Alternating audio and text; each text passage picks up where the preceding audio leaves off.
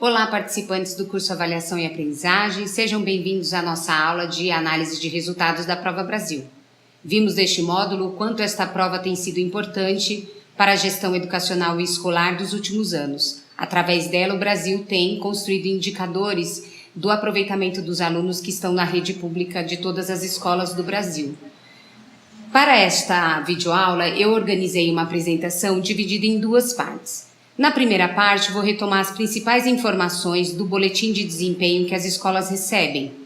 E na segunda parte, vamos analisar os resultados organizados, sistematizados por uma equipe técnica de secretaria de um município fictício que chamei de Município Bem-te-vi. Por que é importante nós entendermos o boletim? É através do boletim que a equipe de secretaria pode organizar informações, pode fazer levantamento de vários aspectos a partir da Prova Brasil que vão incidir na política de acompanhamento das escolas da rede. Então, nesse sentido, compreender o boletim é muito importante. A primeira página do boletim traz uma descrição geral das informações que estarão contidas nele, o nome da escola, o nome do município e o estado, além do ano em que a prova foi realizada. Depois, a segunda página apresenta os indicadores de contexto. Os indicadores de contexto são uma novidade a partir de 2013, no qual as escolas recebem informações para além do desempenho que os alunos tiveram na prova. Essas informações podem ajudar a ter informações importantes sobre o contexto da escola. No caso, os dois indicadores que estão no boletim são o indicador de nível socioeconômico e o indicador de adequação da formação docente. No site do INEP, que é a nossa fonte aqui, nós temos as notas técnicas que descrevem bem cada um desses indicadores. No caso, no indicador de nível socioeconômico, eles organizam considerando quais bens elementares os alunos têm em casa, como eletrodomésticos, né? Quais são as rendas das principais pessoas da família, também se há ou não empregado doméstico, também o nível de formação dos pais, se tem ou não o ensino fundamental completo, ensino médio completo. E considerando essas informações que os alunos respondem no questionário da Prova Brasil, eles organizaram 7 categorias. E então a escola recebe informação de qual é o nível médio que os alunos possuem relacionados a esses aspectos, ok? A outra informação relativa à formação docente está dividida em 5 categorias, sendo que a categoria considerada adequada é aquela na qual os docentes com formação superior de licenciatura na mesma disciplina que leciona e bacharelado na mesma disciplina com curso de complementação pedagógica concluído. Ou seja, se na escola nós tivermos os professores, em sua maior parte, com formação pedagógica na área em que atua e atuando no mesmo segmento, essa formação é considerada adequada, certo? Outra informação muito relevante do boletim é relativa à participação dos alunos. Qual o percentual de alunos que estiveram presentes no dia da avaliação da Prova Brasil? Ao longo dos anos, os gestores escolares foram compreendendo a importância de assegurar que todos os meninos realizem a prova. Nós sabemos de casos no início da aplicação dessa avaliação em que muitos alunos eram solicitados a ficarem em casa para não participarem da prova, porque não havia o entendimento do quanto que era importante ter todos. A participação de todos no dia da avaliação implica em um resultado mais representativo da escola, dando pistas para o diretor, para o coordenador pedagógico e para os professores do que eles precisam fazer para apoiar os meninos que estão com baixo desempenho. Um outro nível de informação no boletim refere-se diretamente à proficiência dos alunos. As escolas de ensino fundamental 1 tem o resultado dos alunos de 5º ano e as escolas de Fundamental 2, o resultado dos alunos de 9º ano. Nesse nível de proficiência está dividido em percentual a quantidade de alunos, né, que está enquadrada em cada um dos níveis, e nós podemos, na nota técnica também no site do INEP, entender detalhadamente o que compõe cada um desses níveis, ou seja, o que o aluno é capaz de fazer estando em cada um desses níveis, tanto em leitura quanto em matemática. Na nossa apresentação, nós temos os quadros para o 5º ano e para o 9º ano. Outro nível de informação importante, que é mais amplo, relaciona-se à comparação dos resultados da escola com indicadores de outras escolas, com o indicador do Estado e também do Brasil. Os 2 últimos quadros dessa apresentação mostram para nós qual é o comportamento da escola que está em análise em relação a essas outras escolas. Bom, para continuarmos, acho que será importante retomar uma ideia relacionada ao nível de proficiência. O nível de proficiência na escala do INEP não diz para nós o que nós podemos considerar como adequado ou não. Ele apresenta a distribuição dos alunos do nível. No entanto, nós sabemos que os níveis mais baixos, os níveis 1, 2 e 3, têm alunos que apresentam no 5º ano um baixo desempenho, se considerarmos o currículo e tudo aquilo que se espera que o aluno saiba ao final do 5º ano. Então, é importante nós definirmos juntos aqui o que nós vamos estar considerando. Na análise do município Bem-te-Vi, nós estamos entendendo que a aprendizagem considerada adequada é aquela que reúne os alunos que estão no nível adequado e no nível avançado, segundo essa escala que pode ser vista nesse quadro. Ou seja, é muito importante que a gente pense qual é o esforço que precisa ser feito para ajudar os alunos a saírem de um nível e irem para outro maior. Sair de um nível de desempenho mais baixo e irem para um nível de desempenho mais alto. Então, essa é a pergunta que os gestores das escolas, os gestores de secretaria precisam se fazer diante do resultado. Este quadro mostra bem para nós qual é o critério que está sendo usado na análise que faremos a seguir. Nossa fonte de consulta até o momento são 2 sites, o site do inep.gov.br e o site do QEDU. O QEDU é uma organização que tem se empenhado muito nos últimos anos a estudar e fazer levantamentos e construir materiais de apoio aos gestores no que diz respeito à avaliação externa, né? A análise de resultados de avaliação externa. Então, eu indico para vocês esses 2 sites como fontes preciosas de consulta. Bom, chegamos na análise do município Bem-te-Vi. Então, esse município Bem-te-Vi, ele tem 82 mil habitantes, ele tem 6 escolas de ensino fundamental, 4 escolas de ensino fundamental 2, 13.500 alunos nessa rede, 1.055 alunos de 5º ano e 1.347 alunos de 9º ano. Para fazer essa análise, eu estou considerando que a equipe técnica de secretaria deste município se juntou para discutir, para olhar para o resultado das suas escolas. No primeiro quadro, o que nós temos então é uma sistematização que essa equipe fez considerando os resultados da série histórica 2011, 2013 e 2015. Nós vemos aqui nas colunas da esquerda o percentual de alunos participantes do 5º ano, percentual de alunos participantes do 9º ano e nas colunas da direita nós temos o percentual de alunos por nível de adequação na proficiência. Lembrando que estamos considerando aqui aquele menino que está no adequado e no avançado como sendo o aluno com nível adequado de aprendizagem. Começando a nossa análise, vemos que houve um avanço de 2013 para 2015 em relação ao percentual de participação, chegando aos 92%.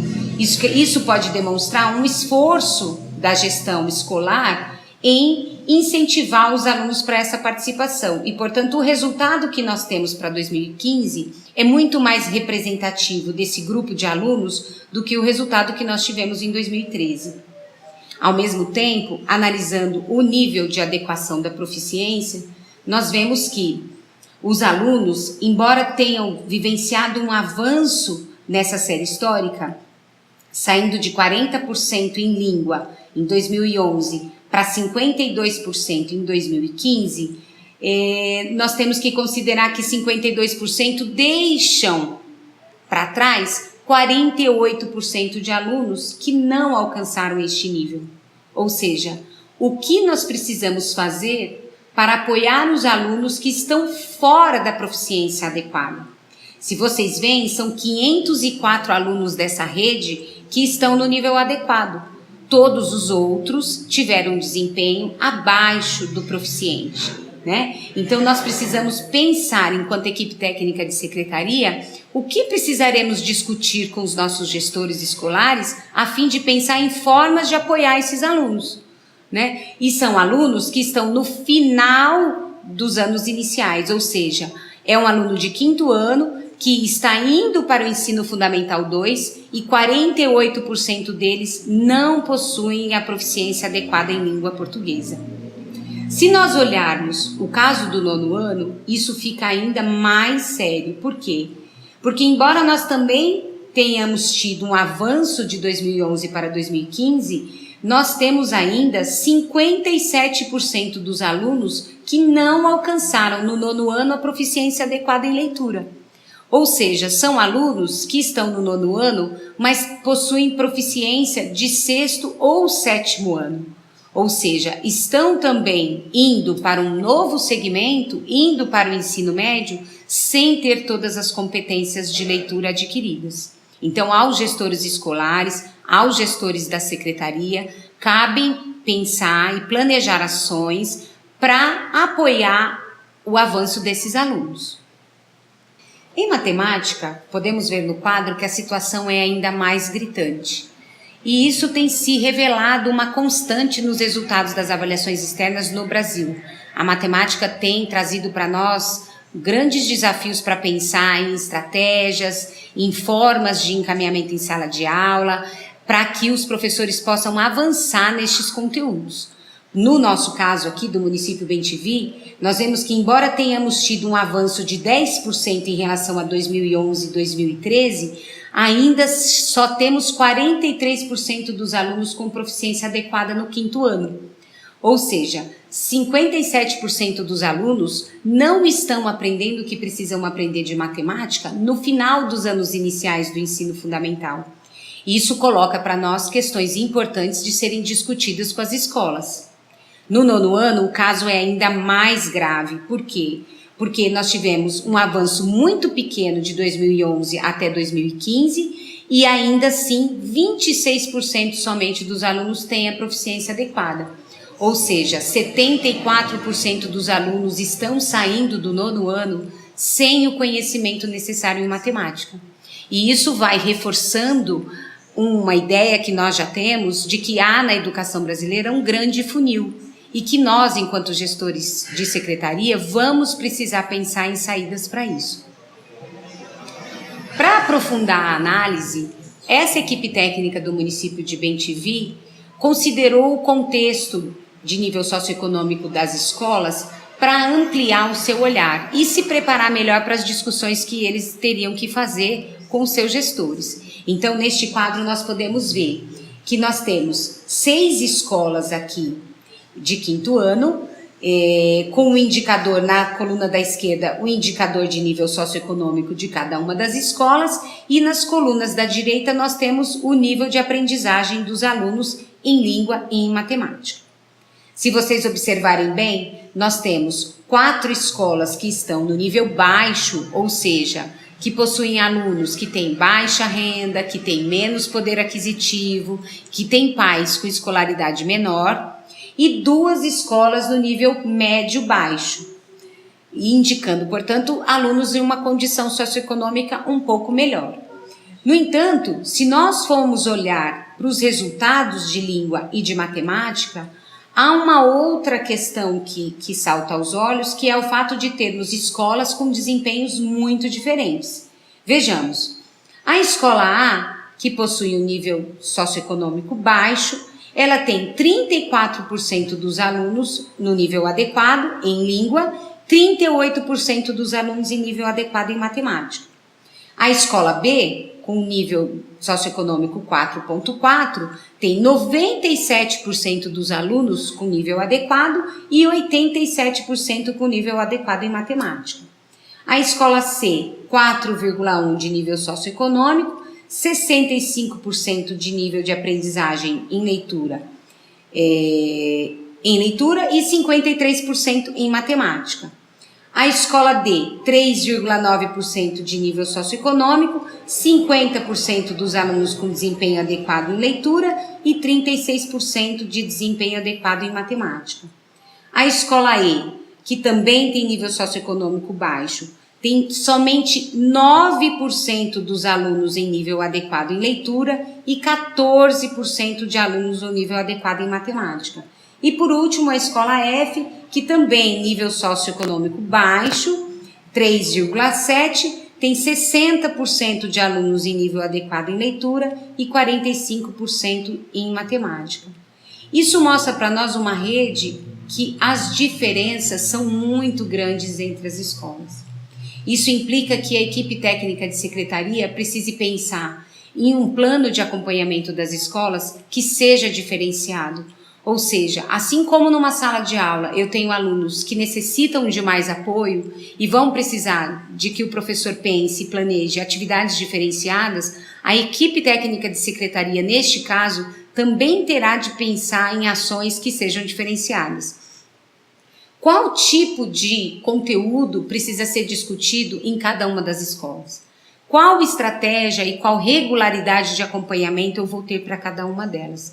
Essas são questões que os gestores de secretaria precisam considerar no seu dia a dia e no seu planejamento. Nas escolas de 9º ano, esse quadro também se repete. Nós temos a escola W, que tem um nível médio de nível socioeconômico, mas tem alunos, 55% de alunos no nível adequado em leitura e 35% em matemática. Isso pode mostrar para nós que aquela relação que nós estabelecemos muito direta em que os alunos mais pobres são os alunos que aprendem menos, não está valendo nesse caso que nós estamos analisando. Há escolas em que o nível socioeconômico é menor, mas os alunos têm melhor aproveitamento. Isso indica que há na gestão da sala de aula e na gestão da escola variáveis que nós precisamos conhecer e considerar para compreender melhor esses resultados. E é por isso que os indicadores de contexto são importantes nessas análises. Na escola Y, nós temos uma escola de nível médio-baixo, 35% dos alunos com proficiência adequada e somente 5% em proficiência em matemática. Na escola X, vemos que, embora ela tenha um percentual, um indicador de nível socioeconômico 4,4, um pouco maior do que a escola Y, ela não tem resultados tão melhores. A gente mantém 35% de alunos com proficiência em leitura e 14%, ou seja, um pouquinho mais elevado do que a escola Y, em proficiência de matemática. A escola Z, que tem 3,9 de indicador de nível socioeconômico, possui um aproveitamento maior, tanto em leitura quanto em matemática, 43% dos alunos em proficiência adequada em língua e 26% dos alunos em proficiência adequada em matemática. Então, isso reforça para nós o quanto é importante nós considerarmos essas variáveis para não rotularmos e somente ranquearmos as escolas em função dos seus resultados.